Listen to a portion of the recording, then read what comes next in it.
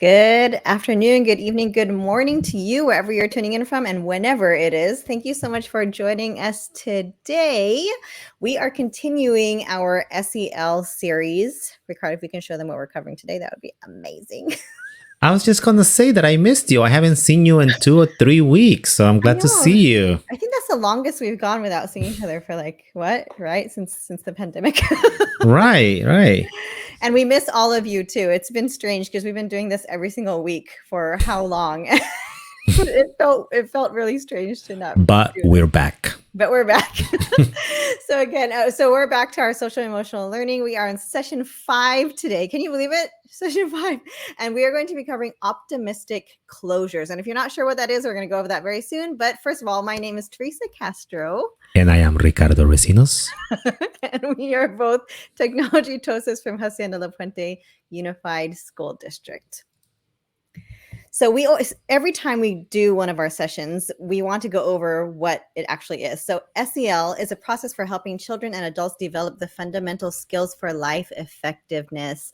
SEL teaches the skills we all need to handle ourselves, our relationships, and our work effectively and ethically.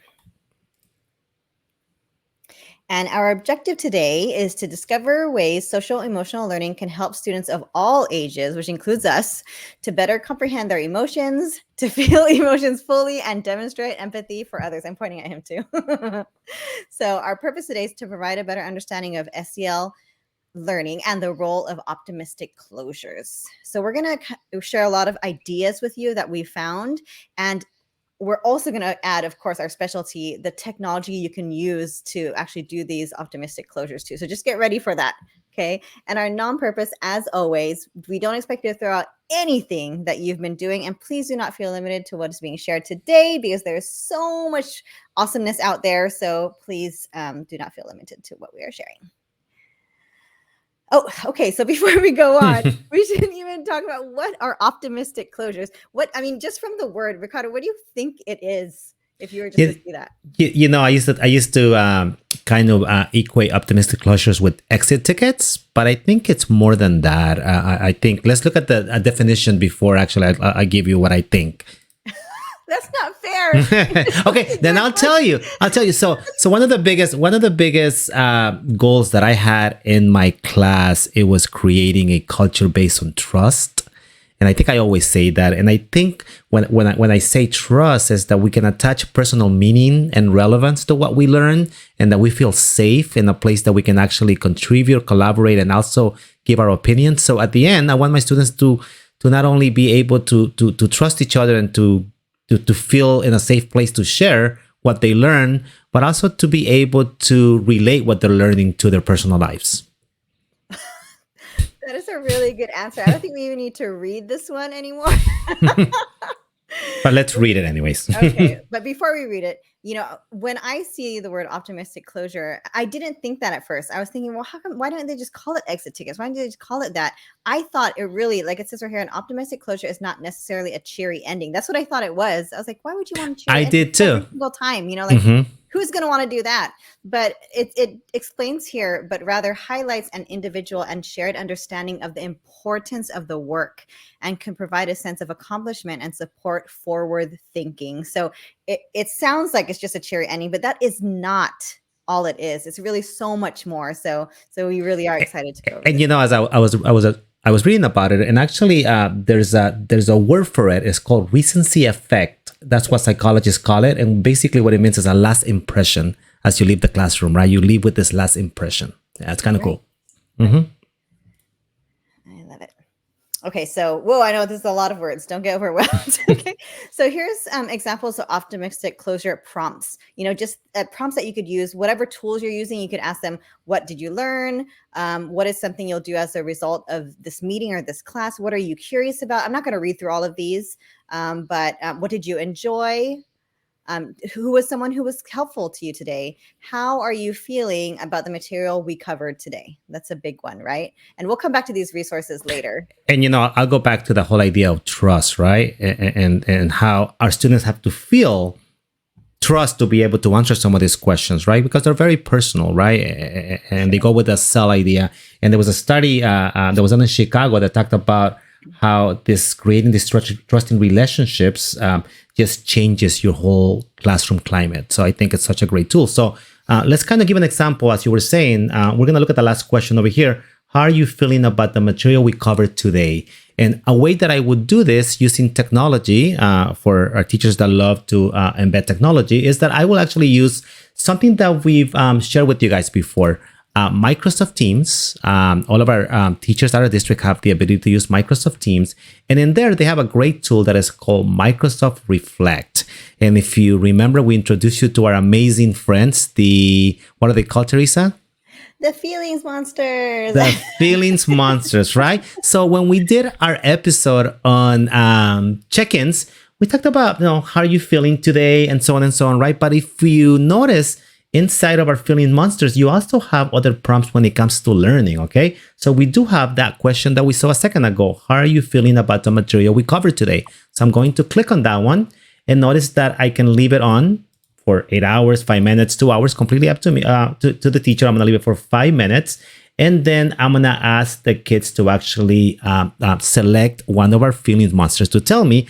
And then I don't know if you guys have ever seen this, but there's also a privacy. As an educator, you can choose if the reflections can show the students' names, or maybe you want to do it without showing their names so no one feels embarrassed or maybe doesn't want to participate, right? So maybe at the beginning you do it without it. So once I set this up, I can say, let's go ahead and send this. And then we're going to share, hopefully in Teresa's class, she's one of my students, she should be able to see it. And I think it showed up, right, Teresa? Oh, it did. Oh, I'm sorry. I reloaded it.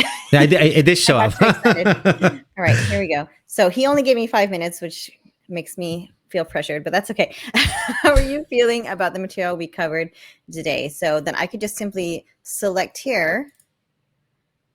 There you go. And here they come, And here our they friends. come. I feel energized. And remember when we talked about developing the vocabulary is so important with our students, right? To be able to be in touch with what they're feeling. Such a great tool. Do you see that on your end? Yes, I do. So as Teresa sends us that response, just to show you, I'm going to go ahead and share my screen. Okay. I'm going to go ahead and just refresh really quick. I think I can go to Explore to see it. And here it goes. It's going to show me what my students said. And I can actually see this. And I know this was just one question that we did, but we wanted to make sure that you know that you have something called insights that will keep just so much data about how your students are feeling in your class, whether it be with check-ins, with optimistic closures, and so on and so on. It's just such a great tool. And again, it's available in Microsoft Teams, and it's the Reflect app that we showed you how to install. Anything else you might want to mention, Teresa? Well, how powerful is that? Because not only is it feedback to you as a teacher, like on the delivery of the material, but it really allows you, it gives you some insight to your students. Because if you have those students who maybe chose the sad face or chose something that, probably should get your attention, then you know who to reach out to, how to check on them, because you don't know what's affecting them at the moment, so it kind of it helps us to get to know our students. So and think about those powerful conversations that can happen as a class too, right? Maybe 10 students speak the same word, right? And now you can kind of go somewhere with that too. So a great tool to have. Yes, I agree. Let's go ahead and continue. So now we're actually going to go over some strategies, some different activities that you could do as optimistic closure activities. So here's one of them called Future Me. This is a fun one. So what the students do here is they actually write themselves a letter. So it's up to you. It could be about whatever topic you're working on, maybe writing a letter to their future self about what they learned in the topic or what they learned about themselves. I would think of using this more of like maybe the end of a class or end of a year, like writing to your future self and telling them what you learned in 11th grade, what your favorite things were about it. And so it's always fun to look back at that stuff later, right? Now that Ricardo and I are older, it would be fun to look at how, speak for yourself. I just turned 25. Oh, that's right. I forgot twice. Just kidding.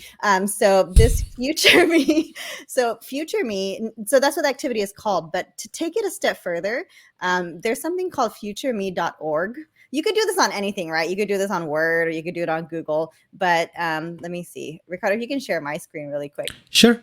Let me go ahead and share. So this is futureme.org. And what you could do is you could actually write yourself a letter over here on the right. And you could have it delivered to yourself in 1 year, 3 years, 5 years, or you could select a date. and then you just send it to your email address, which is kind of cool, right? Because a lot of times we forget, and then this might just pop up in your email. It'll be fun to reflect back to what you were learning when you were in 11th grade or 10th grade or whatever. So I thought that was kind of a cool activity to not just for fun, but to also really reflect on what you did learn or how you did feel at that moment when you were writing it. Self-awareness, right? I mean, such a great tool, right? That goes along with self-awareness. I like that. Absolutely. Yeah. And I agree, something that can be done at the beginning of the year and maybe at the end of the year again. It's kind of a great, maybe what you want to learn, and then maybe, that's a good idea. I love it. Let's go ahead and continue. Yes. So this one, is it suit yourself or sweet yourself? It's suit yourself, right, Ricardo? Don't judge me, my ELL. Okay. Anyways, we're going to say suit yourself. Mm-hmm. And this is just, it's something very simple. You just have your deck of cards and you give the students a card, and then they respond depending on what card they have. So if they got hearts, then they would answer the prompt. How do you feel? What did it mean to you? Whatever you learned for the day. If you got clubs, give me a new idea, new thoughts, a new point of view. Diamonds would get what are some of the gems of wisdom gathered from people or content from whatever lesson you did. Spades generate conversations about planting new ideas or things participants dug up during class. So just different prompts. So it's not the same question for everybody, but you're all responding regarding your lesson. So I thought that was kind of creative, something fun and easy to do. And talking about the self-focus, right? Responsible decision-making. You're touching on that, definitely. Reflection, right? You're also touching on social awareness again, and helping the students build perspective, right? Empathy, and so on and so on. So great tool too. Absolutely. Okay, so this next slide, this is just more. We just didn't want to give a slide for every single one. We're not going to go through this whole thing because Ricardo actually found a great video that demonstrates a lot of these that we thought we don't love showing videos here because we like to, have this conversation, but it was such a good video and I don't think we could explain it any better than the video. So we're going to show you snippets of it. And we're also going to interject our own, of course, thoughts, but technology activities that you could do with it. So we're going to go ahead and get into that whenever Ricardo is ready. Yes, I'll go ahead and share your screen. All right. Okay, so this video is from, we have to give credit to Edutopia. And so they did a video on optimistic closures. And so the activities we had in that slide are actually in here. So we're going to go through some of them. So Ricardo, if my sound doesn't work, you have to let me know, okay? Sure. When you don't have a lot of time but want a meaningful wrap-up, this activity gives you a sense of the group and lets every student contribute in just a few minutes. Go around a circle of students and ask them to respond to a prompt like, what's one word to describe how you're feeling about the day? Or what's one word that stands out to you from our lesson? You could even write a word cloud on the board while students share, then do a quick debrief while everyone's still in a circle to see where the class landed as a whole. So that one was really simple. That one was called one word share. So can you think of ways you can get your students to share a word? Ricardo, they show some samples in here.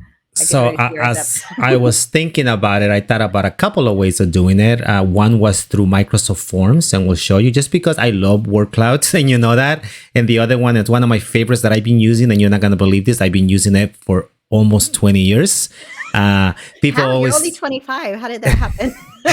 And you know that because the way I log into Poll Everywhere is completely different from the way you log into it because I use the old school way. But anyway, so you can embed a Poll Everywhere on a PowerPoint, on a Google slide, or you don't even have to go through those mediums. You can just do it through polleverywhere.com. But the students basically get a prompt, and this is the word cloud one, and they will just go to the little website that we give them, and they will give you a response, just one word. And notice that one of our students gave an answer, and let's say that another student gave the same answer. Okay, notice how it got bigger. Okay, so as our students are giving us their one word, this becomes this beautiful word cloud in here that can lead to some amazing conversations, I think, right? And I know I use it all the time in my AP Spanish literature class, and I know Teresa has used it too. And we love Poll Everywhere, and we think it's a great example for an optimistic closure. Yeah. So a lot of great ideas in the video. And this is, I love this one too, especially our kids have these devices in front of them. And sometimes you need something quick, and very powerful. I love it. Right, in real time too, right? We're not going to show you how to set it up, but also with Microsoft Forms, whenever you create a question, when those students answer and use that one word, you will see the same effect where it becomes a word cloud. And as more and more kids use the same word, you see how it gets bigger. And it'll give you a percentage, actually. If you notice, if I hover over the responses, it will tell you how many respondents and what the percentage is of all of the answers in there. It's kind of a cool tool too. And everyone works at their own pace. So maybe you're not closing up all at the same time. Maybe kids are finishing units, finishing things on their own time. And so this is maybe a closure that you would have for them, and they just do it on their own, and then you reflect back together at the end. So that would be perfect. Cool. You want to go ahead and go to the next one? Yes, sir. I'm curious. Okay.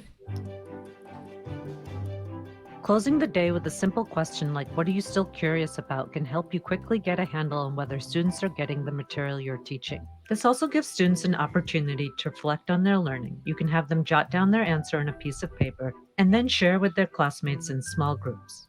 Or you can just collect all the slips of paper and read through them as you plan for your next set of lessons.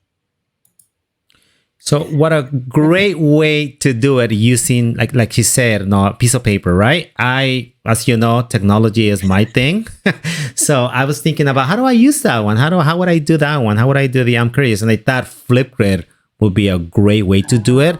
And just to give an example over here, why the last two questions, what questions do you still have about what we learned today? Or what was the most important idea from today's lesson?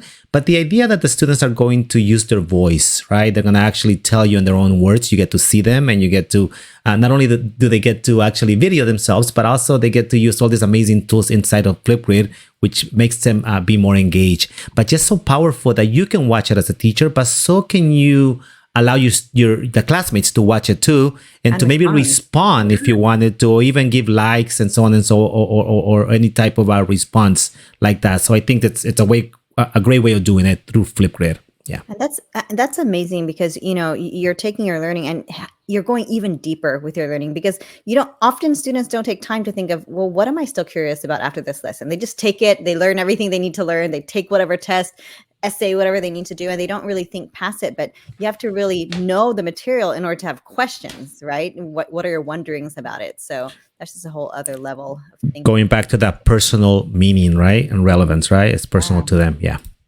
Definitely. All right. Here's the next one, human bar graph. Another way to check for understanding is to try a human bar graph. This one gets students up and moving and can leave them feeling energized at the end of class. Prepare ahead by labeling points along a line drawn on the floor or across a wall that show different levels of mastery, like I'm confused, I'm okay, I got this. Ask students to stand where they feel most comfortable along the line. This exercise requires a certain level of vulnerability, so it's best to try it once you've built some trust in the room. Or use sticky notes. Students can post either anonymously or with their name. I actually really like that one, because I'm thinking in my class, I know it's harder. Maybe it's harder with bigger kids in a high school classroom, but with the elementary kids, it's great to get them up and having them really stand in line of how well they understand the material. So I thought that was really a great one. But I know Ricardo also thought of other ways to do it through technology as well, right? I did. I was thinking about doing it the way you were talking, and through, going through our times that we're going through right now. I was thinking, how do we use technology, right? Where students basically accomplish the same thing. And I thought using Pear Deck would be the best way of doing it. So we're gonna show you how to do it. Teresa's actually our student today, right? So as you know, you're always gonna get the first check-in slide right there, right? Where she's gonna tell us how she's feeling. And then we're gonna move on to the first one. And Teresa, you wanna go ahead and go through it? Do you want to do it from your view so you see my responses, or you want me to do it from my view? Yeah, let's go ahead and do that. So let's go ahead and add to stream. So the first question that we have there is, how well did you understand this lesson? And Teresa, you want to explain? This is pretty much the same thing as what we just saw. We just saw the kids actually moving physically on the line. But here, you're asking them, how well did you understand this lesson? On the scale right here, where would you put it? So I'm just going to drag this little dot over here. Are you seeing my response? I don't know if you can see it. Yeah, so let me go ahead and bring it in. So here it goes. I just wanted to make sure that I show your responses and also the other one. So here it goes. So here is your student's response right here, right? And then you will see all those different dots moving around as they responded. There are other type of optimistic closure activities inside of Pear Deck, and we wanted to make sure that we show you some of them. So we'll just spend a little bit of time on this one, okay?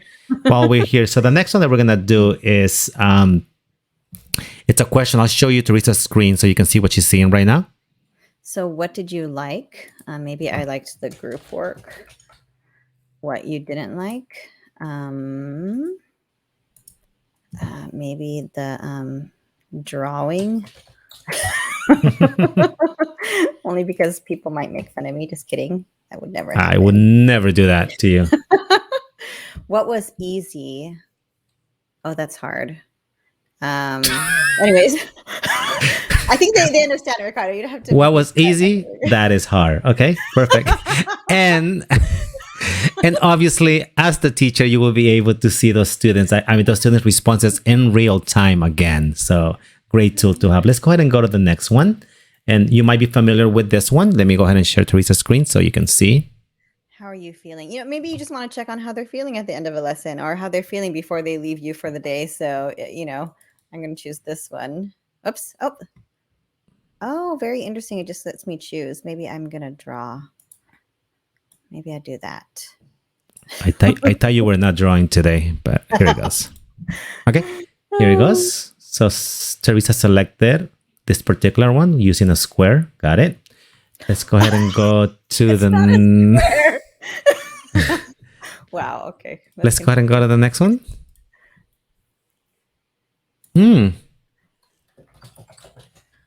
I like this one. All right. So, that's really interesting.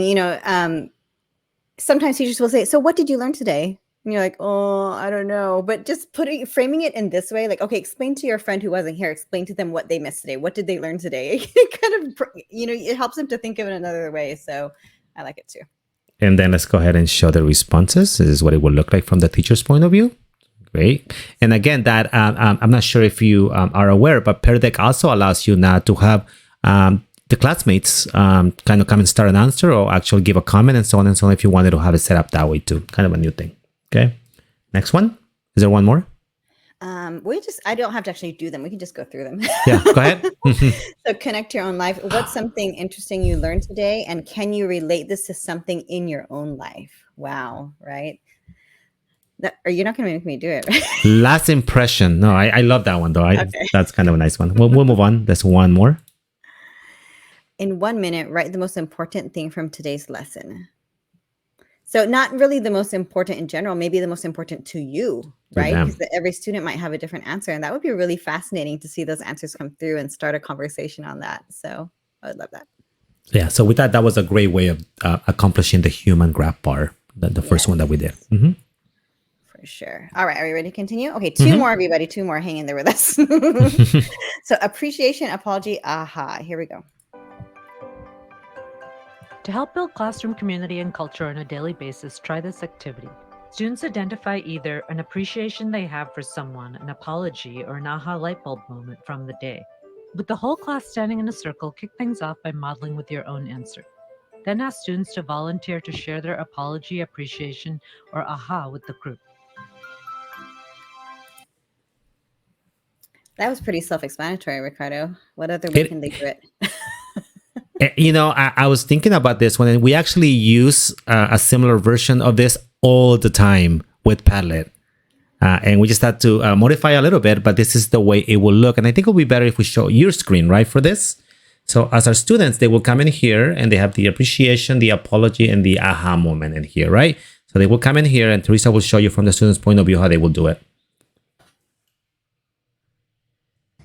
So for appreciation, maybe I put helping one another. Like I appreciate how people helped me. Apology. And as she's thinking about it, one thing that we love about Padlet is that the student doesn't have to write. Maybe they add a picture. Maybe they record a video, or maybe just a sound file. A lot of different options for them. Choice. Aha, light bulb moment. Oh. And when I realized my circle looks like a square, I like that one. Oh, you're funny. Oh my gosh. Did I spell it right? And soar. Is that right? Sure. Okay. Don't judge me. Okay. So again, notice from the teacher point of view, right in here, right? Just a great tool to have real time feedback on the spot. We love this. I mean, we use this so much because it helps us as presenters, but it's great for people to respond to one another. And, I agree with that. You can heart it, you could star it, thumbs up and do all those things. And it's just that sense of community that you have, and it's great. Mhm. Let me go ahead and go back to your video, correct? All right, here we go. Last one. If students are working on a long-term project, this activity is a great way to get them to set an action-oriented plan. It also helps develop their self-awareness about what they need to do while encouraging their self-management. Start by having students jot down their next steps in their notebooks. This helps track their to-dos and keeps them accountable. You can pair students up with a partner or break everyone into small groups to share their plans. In this way, you're able to end your time together by looking ahead. I like this one. And if you didn't notice, they didn't say for you to give them the plan, right? It's for the students to come up with what their next steps are. And I love that. Yeah, and I was thinking about how can we do this digitally, and we are lucky to have Office 365, and then you have an amazing tool called OneNote. But not only our teachers have OneNote, they also have what it's called Digital Notebook that it integrates with OneNote, and it's available through our Canvas LMS. And think about our students being able to have their own digital notebook where they can come in here and keep basically what their next step is going to be. And if they wanted to, they could share this with classmates, so the classmate can actually see what they've been writing, and they just basically keep it could be a diary, it could be just every week they get to write something, or with every project. So just a great tool to have and be able to just write it down digitally. I love it. All right, so we're back to our presentation right now. We're actually closing up. We went through a few things. There's so much we wanted to go through, but we know we didn't want to keep you forever. So here are some resources that we thought were amazing. And this is where we got most of our material, but there's so much more out there. So the first one is the SEL practice playbook. You could show my screen, Ricardo, if you want. I'm on it right now. Go ahead. I'm going to put it right there. You want to kind of go through it? So optimistic closures, 3 signature SEL practices notebook. This is actually from the Castle. I think Lisa taught me how to say it properly last time. From Castle. So lots of ideas here. And here, if you notice, a lot of our materials are right here that we got. So tons of stuff in here. And it has the instructions and everything. You just have to expand it, and it shows you the directions on how to actually execute these activities. So you don't have to come up with this stuff yourself. If you're wondering, how am I going to do this in my classroom? You can just use these wonderful resources. Okay. And the second one that Ricardo had on that list was actually from this site right here. I was going to say, Teresa, before you move on, as I was looking at it, it did have the optimistic closure, but it also had the brain breaks in there too. And it also had the check-ins as I was looking at the playbook too. Yeah, it has. This playbook is several pages. You can see right here, 1 out of 65. Like, these are just samples that take you directly to this page. But if you go through this, it's huge. It's huge. So we know our closures were just the last part of what we were doing. So yeah, definitely, Ricardo, thanks for mentioning that. It has all the things that we've covered thus far in our series. So tons of stuff in there. I love it. Okay, so our next one is District 196, Social Emotional Learning. And you can see here's the video that we just saw right here. And just other ideas of prompts right here, and more ideas. And you can, some of them are the same ones we went over, and some of them are new. 1-word whip around, suit yourself, my next step, I'm curious. You could see all of those here. All right, so I like that one. And our last one, last but not least, from Edutopia, 22 powerful closure activities. Ricardo, did you have something to say about this one before I go? No, I went through it and I was looking at them, and there were some great ones that I wanted to actually use. Yeah. Oh yeah. I mean, we always start with Castle first because that's where most of the material is. And then after we saw this and we're like, oh, I want to do these too. We're like, okay, we don't want our session to be 2 hours long, but it was great. They give you the reason why over here, and talking about the recency effect that Ricardo was mentioning earlier. And also lots of different activities. The snowstorm, high five hustle. Did you want to talk about any of these, Ricardo? I mean, I could just go through all of them, but we probably won't because it'll take too long. But they're so simple, like the $2 summary. I mean, I don't know how this would work for high school. Ricardo, might be, I don't know if your students would appreciate this, but this would be fun. Kids write a $2 or more summary of the lesson. Each word is worth 10 cents. For extra scaffolding, ask students to include specific words in their statement.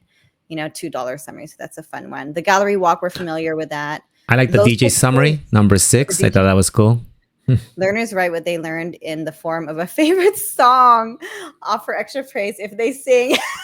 Imagine just bringing that in with Flipgrid, right? Or with Canvas Studio or something like that. It's very You would cool. be really good at the Ricardo. Somebody told me that you used to write songs, so I think that would be a really good one you could do.